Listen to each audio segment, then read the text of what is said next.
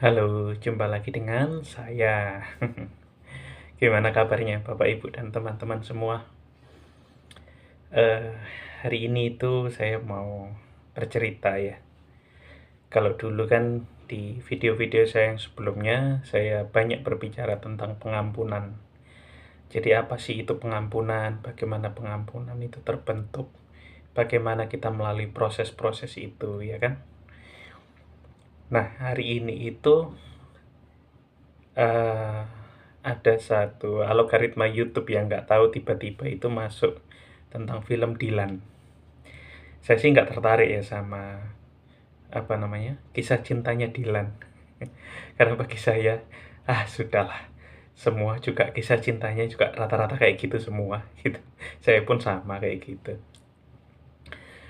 Tetapi ada satu yang saya soroti dari kisah Dilan ini ya. Jadi sewaktu dia bertengkar sama guru BP-nya, kalau nggak salah namanya Pak Suripto, itu dalam filmnya. Mungkin kalau salah, tolong dikomentari ya, dikasih apa namanya, dikasih komentar. Mungkin kalau ada yang perlu direvisi gitu. Jadi dalam cerita ini itu saya mau bagikan bahwa Dilan itu kan di SMA ya. Jadi kalau saya sendiri adalah STM waktu saya sekolah di level menengah atas gitu. Nah, di waktu STM ini, ketika saya nonton filmnya Dilan di usia saya yang ke-20 sekian lah kurang lebih. Di scene itu ketika Dilan bertengkar dengan Pak Suripto itu, tiba-tiba saya ke flashback di masa STM itu. Jadi sewaktu itu saya pun bertengkar hebat dengan wakil kepala sekolah bidang kesiswaan. Luar biasa pertengkarannya. Dan pertengkarannya pun tidak berhenti di hari itu juga. Dan masih berlanjut. Tidak ada yang saling meminta maaf. Saya merasa benar, karena sesuai peraturan yang berlaku,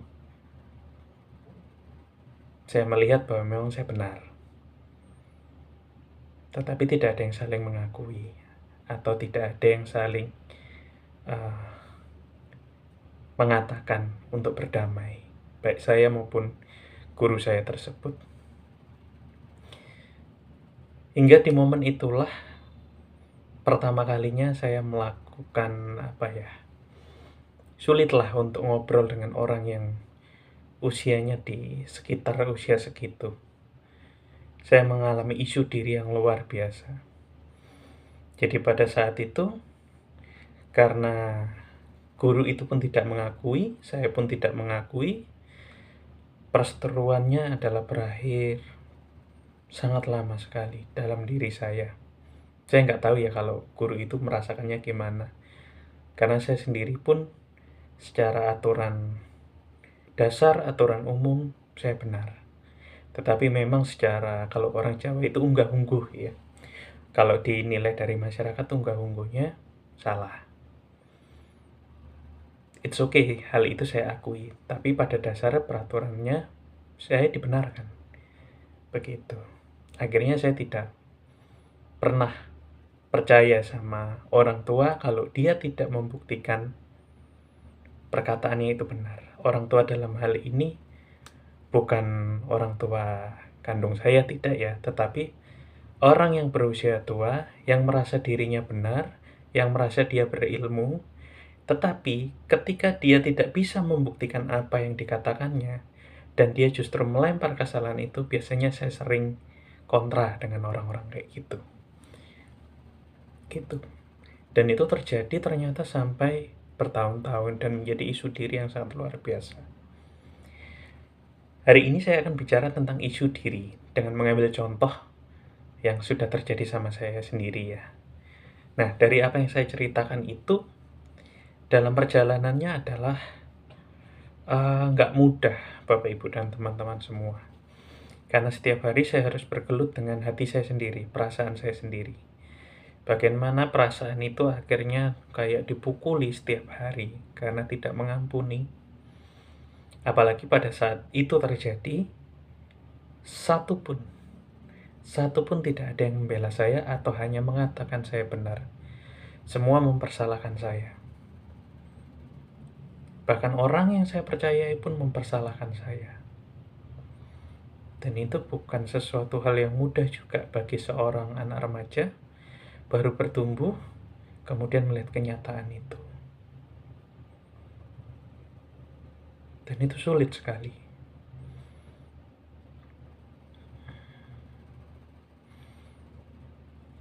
Dan isu diri itu akhirnya membuat saya berada di titik di mana semua orang saya anggap sama. Barang siapa yang bisa membuktikan omongannya, barang siapa yang bisa membuktikan teorinya, dia yang saya anggap benar. Tapi barang siapa yang hanya ngomong, kalau ada masalah lari, lempar sana, lempar sini, sudahlah. Itu. Nah, tapi apakah dengan semua yang saya lakukan ini akhirnya membawa dampak yang baik? Ternyata tidak. Baik secara fisik, kesehatan, mental, itu pun tidak baik. Jadi bagaimana saya mengatasi isu diri itu? Jadi di sini saya ingin berbagi ya, proses saya mengatasi isu diri tersebut. Jadi isu diri tersebut mau nggak mau memang harus kita terima. Setiap dari kita pasti ada isu diri. Isu dirinya macam-macam. Kita bisa bertanya ke diri kita masing-masing. Nah, waktu kita mau selesaikan isu diri itu, memang yang harus pertama kali yang harus kita lakukan adalah menerima. Menerima bahwa itu adalah bagian dari kehidupan kita. Itu adalah masalah yang terjadi dalam hidup kita di masa lampau. Dan itu memang tidak mudah. Mengakui adalah proses pertama di dalam kita menyelesaikan isu diri. Setelah kita bisa mengakui, coba menerima dulu. Menerima bahwa itu adalah bagian dari hidup kita. Suka tidak suka nggak apa-apa. Seperti contohnya saya ketika saya mengingat tidak ada satu orang pun yang membela saya, itu adalah hal yang paling menyakitkan dari cerita itu tadi. Tetapi saya secara pribadi berusaha menerima hal itu. Menerima kalau memang sewajarnya memang tidak perlu dibela. Lebih baik saya yang mengalah. Gitu. Toh juga, apa sih bedanya dengan saya mengalah ataupun tidak mengalah? Toh juga yang lebih baik dari semuanya ini adalah bagaimana akhirnya setelah ini kehidupan kita. Nah, waktu kita sudah menyadari menerima hal itu, barulah kita masuk ke proses yang namanya pengampunan.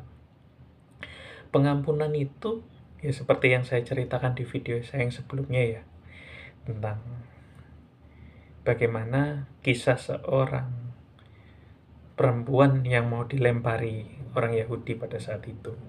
Tapi Yesus berkata, barang siapa yang tidak pernah berbuat dosa, hendaklah dia yang melempari perempuan ini untuk pertama kali. Dan tidak ada yang melempari sama sekali. Jadi maksudnya apa? Ingatlah bahwa kita semua itu pun berdosa. Kita semua pun salah. Mungkin kita nggak salah sama orang itu, mungkin orang itu yang salah sama kita. Tapi cobalah kita lihat ke orang lain. Kita pun pernah salah sama orang lain. Dan apakah orang lain itu membalas? Mungkin sebagian membalas. Tapi hitunglah seberapa banyak mereka yang tidak pernah membalas. Hitunglah seberapa banyak mereka yang pada akhirnya lebih memilih kita dan menerima kita kembali. Makanya itu benar hukum kasih yang diajarkan Tuhan. Yang pertama adalah kasihilah Tuhan Allahmu dengan segenap hatimu dan dengan segenap jiwamu dan dengan segenap akal budimu. Itulah hukum yang terutama dan yang pertama. Dan hukum yang kedua yang sama dengan itu ialah kasihilah sesamamu manusia seperti dirimu sendiri. Pada kedua hukum inilah tergantung seluruh hukum Taurat dan kitab para nabi. Artinya adalah bagaimana kita mau mengasihi Tuhan yang gak pernah kelihatan dalam hidup kita. Yang kita cuma bisa tahu dia dengan cara kita merasakan kehadiran dia dalam hidup kita. Bagaimana cara mengasihi dia? Ya dengan cara mengasihi sesama kita. Dengan mengampuni orang yang bersalah. ketika saya berusaha lagi ya proses isu diri saya ini, kemudian saya mengingat kembali waktu Yesus disalibkan. Siapakah yang mengakui dia? Bahkan Petrus pun menyangkal dia 3 kali.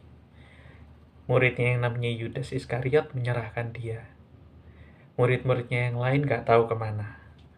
Dan dia sendiri, dia diperlakukan dengan tidak adil. Dan dia disalibkan. Namun apakah yang terjadi dari semua itu? Seluruh umat manusia diselamatkan. Tanpa terkecuali, seluruh umat manusia diselamatkan. Nah, dari situ saya belajar. Mungkin saya nggak tahu ya, saat itu saya dipakai apa sama Tuhan, sehingga saya harus mengalami kejadian seburuk itu. Tetapi kalau saya mengingat kembali kejadian itu, mengingat kembali Tuhan Yesus yang disalibkan, mungkin saat itu Tuhan ingin merubah satu bentuk konsep yang sebenarnya salah, yang sebenarnya tidak perlu dilakukan, tetapi saya dijadikan sebagai role model. Sekalian Tuhan juga mengatasi isu diri saya yang begitu besar.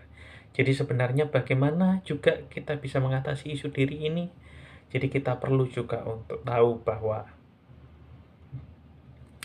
mungkin di dalam isu diri kita sebenarnya Tuhan ingin bukan hanya ingin menyelesaikan isu diri kita aja, tapi juga ingin menyatakan sesuatu untuk kemuliaannya.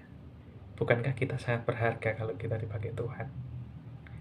Nah, itu aja yang mau saya ceritakan. Jadi, bagaimana nanti kita bisa memperbaiki isu diri kita ya, masing-masing.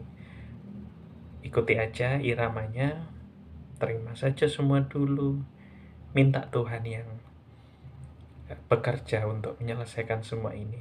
Saya percaya Tuhan Maha Baik, Tuhan Maha Bijaksana, dan Tuhan akan memakai kita luar biasa melalui diri kita.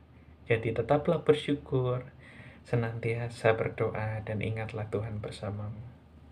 Oke?